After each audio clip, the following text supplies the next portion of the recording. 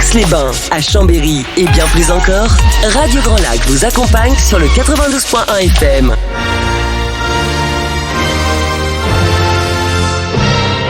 Your English Weekly.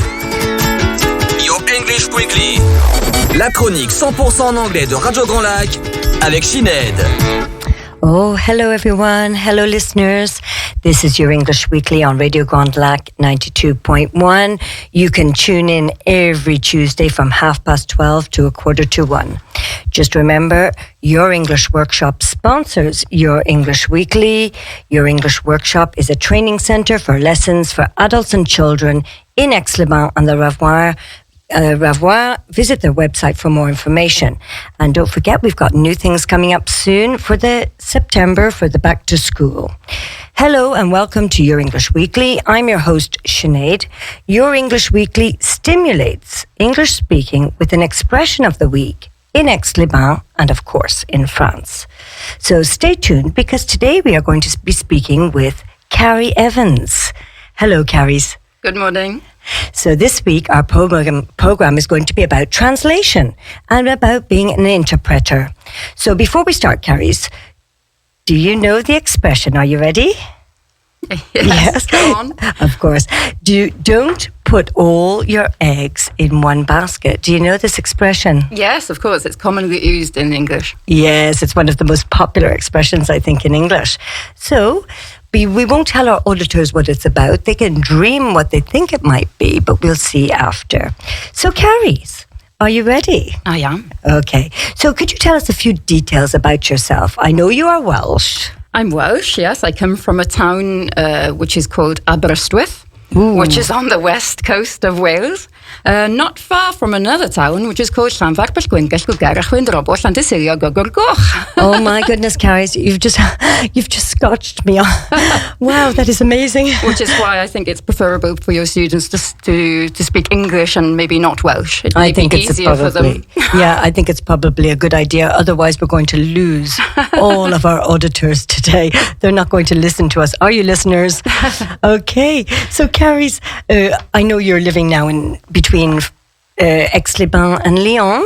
Yes, I've been in France for 22 years, so quite a long time. Before then, I was in Germany for 3 years, and before then in Belgium for a year. So I've been away for half a century. Oh gosh, do you miss Wales at all? I do sometimes. I do go back to watch the rugby. Of course, the rugby. Here we go. Yes, of course. Oh, so important, this rugby. So important. So, Carries, I know you're an interpreter and a translator. How did you end up in this career? What was it that brought you into this type of work? I've always had a passion for languages. So at university, I studied French, German and Spanish. After that, I had quite a few opportunities to work as a translator and as an interpreter. I think the French will know Jeux sans frontières, which was a program on TV, and I used to work for them over the summer and do interpreting work for them. And that made me want to continue, and I went on to study a master's in translation and interpreting in Edinburgh, in Scotland. And then I just started off as a freelance translator, and I haven't stopped since. Okay, fantastic. And so tell us a little bit about this translating. So what does it take to be a translator? What are some of the skills that one needs? You need quite a few skills because it's not enough just to be able to speak another language. You also have to understand the culture of another country, for example. You have to know references about film, history, politics, everything. And I think you also have to be a bit of a perfectionist, as you have to find the perfect word to convey the meaning in the other language. I know what you mean. Sometimes it's difficult between French and English for myself, so I can imagine. And so between three languages, you're talking about Spanish, German, what else did you say you translated? French and English. French and English, yes. Okay. So between these, which is the hardest, do you find, to translate? The French? No, probably German. But I've been in France for so long that I'm quite used to it. But I enjoy translating all of them because all of them have different challenges. Okay. And for example, when you're a translator, can you be a teacher too, or is it really a different line of field, like a different field completely? I think it's quite different. I've never worked as a teacher. I think maybe as a translator, you quite like being on your own behind your computer. It's a very good job for shy people. We can just hide away and not see anyone. Interpreting is different, because interpreting, you have to be in contact with other people and be very sociable. But I think teaching is all about helping other people to maybe develop a passion for your own language. And in a way, I am more selfish because I get to learn about all the different things that I get to translate every day. I mean, in one day, I can work on aeronautics or history or Tesla. Or Tesla, for example, a good example. So it's in a way I take, and maybe you as a teacher, maybe you give. Okay, well, that's nicely said. So there is a very big difference there. Well done, thank you. And now, if you're going to look at some of the skills that we need, I know we said the language, and I know that we said that we need to be able to, but what are some of the qualities? I know you said you love keeping things for yourself and what have you, but what are the skills like that you really need to have? I know you said the culture and things like that, but do you need to be very quick? Do you need to be... Well, it helps to be quick. The faster you translate, the more money you make. So it's always interesting. Okay, that's well said. But it's also to do with having a passion for difficult challenges.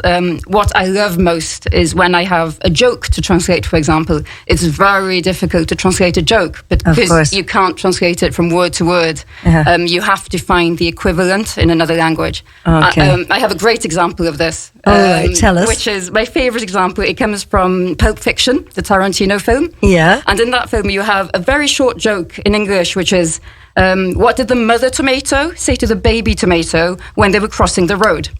And the answer is, catch up. Yeah, catch up, okay. And the French.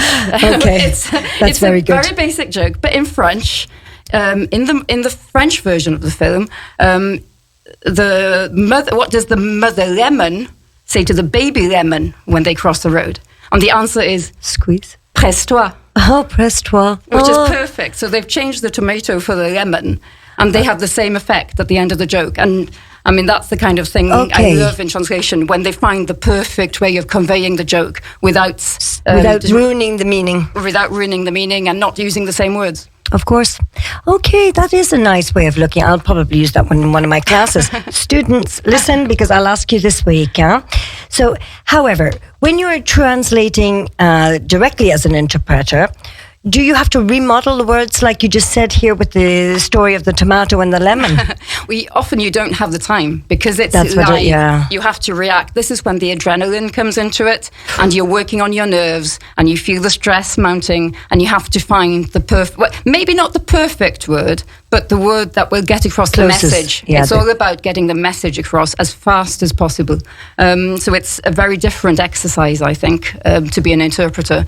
You have to be, as I said, be a bit more sociable. It's you're interacting with other people. You have to make sure that they understand what you're saying, and it's a very different exercise.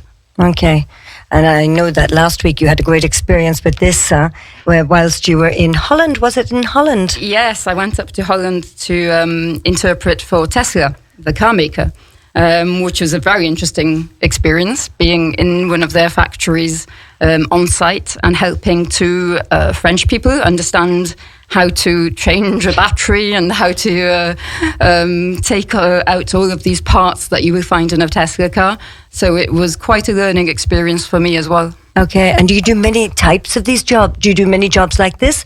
Or was this sort of a one-off type of experience? That was quite exceptional. I have had other experiences, funnily enough, in the car world, in the car industry.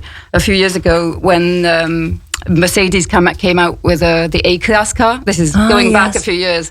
And they invited David Coulthard, the Formula One driver, to unveil the car to the press. And they needed someone to interpret for David Coulthard during that ceremony, which was and that was quite an interesting job. Okay, fantastic.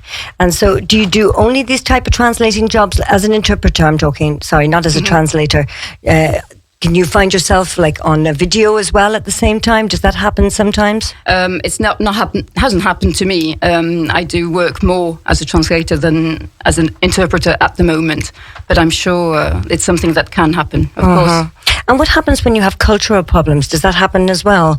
When you've got a problem with I'm thinking of Indians, for example. Have you ever worked with them, or Chinese, where they always say yes, for example, and in actual fact, it's not the reality?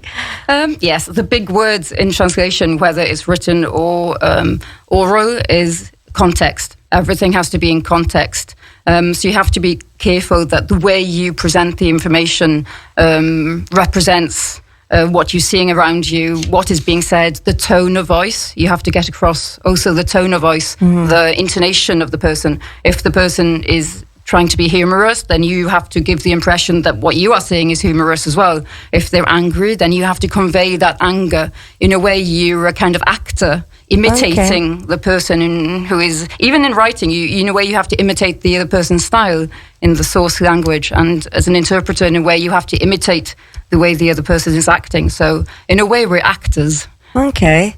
And do you do translation for books as well, or things like that? It has happened, yes. Maybe not fiction, but I have done a few books about architecture, about cars. Again, it must be a speciality of mine. And also about, arts and culture, museums, and books that they produce for exhibitions. Okay. Sounds very good. And so when you're doing these, I know you talked about the way you have to feel the anger, the expressions, and all of this. But when you're in all of this, is that really challenging to find sometimes? Like, especially when it's indirect.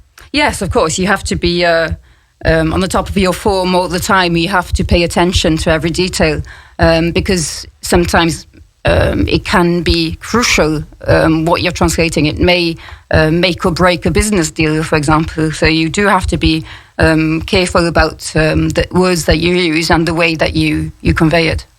So there again, we find the subtle nuances in the situations that has to be conveyed in a certain manner. Yes, definitely. Okay, so great. Well, Carrie's, all of this is absolutely fantastic. We could be speaking for hours because it is very passionate to listen to somebody who loves their job and who does all of this. If people needed a translator, how could they contact you? They can contact me on my email address, which is carisevanstranslation@gmail.com, or give me a call on 0664 727038. Perfect. And I'd be happy to help them. Oh, great. And of course, if you cannot find that, you can always send us a message at Your English Workshop, and we can, of course, pass the message on to Carrie's. Okay, so just before finishing, because we've only got 2 minutes left, have you ever had any anecdotes where you got stuck in a situation? Maybe not myself personally, but I do remember a friend who was at university in France, and she had an apartment and she had a bed, but she didn't have a mattress for her bed. And she told me that she put a card in the bakery saying, cherche, and she wanted a mattress. And instead of putting matelas, she put matelot. So she said, cherche matelot pour mon lit instead of... So I don't know if she actually found a sailor in her bed, but what she was actually looking for was a matelas, which was a mattress, I mean. Yeah, and not a sailor. Not a sailor, no. Oh, that is funny. So now, listeners, back to our expression before finishing. So don't put all your eggs in the same basket. As we said earlier, is probably one of the most popular expressions in English and one of the most famous sayings. So you're right, it's Carrie's. What did you say earlier? No, you didn't say anything earlier. No. So what is it? Well, I think it's the same expression in French, isn't it? Ne mettez pas tous les œufs dans le même panier. It is. So I think so. So everybody should understand this one today, which is that exactly, that you risk to lose everything if you put it all into the same activity or the same thing. So it is a proverb that does suggest you weigh your alternatives. Okay, Carrie's, thank you so much for coming today. Well, that's all from us today. If you wish to listen to this podcast again, don't hesitate to find us on YouTube. Also, you will see my Facebook page with the expression of the week. Have a lovely week to all the listeners, and I'll be back with another guest next week. So tune in to another conversation. And of course, as I said earlier, on YouTube, you can find all of these. So bye to all. And thanks again, Caris, for joining us today on the air. Thank you for having me. Oh, you're wonderful. So stay tuned at 1 o'clock. We've got Place aux Associations avec Patrick Masson et Zanoni, the Company de Savoie. Sounds very interesting. And of course, for all the tips in the gardening, don't hesitate to stay tuned for Alan. And then tonight, you've got Damien with Sportez-vous bien? A good sports. What can we say? Sportez-vous bien? A good sports. Be sporty. Be sporty. There we are. Bye to everyone. Thank you.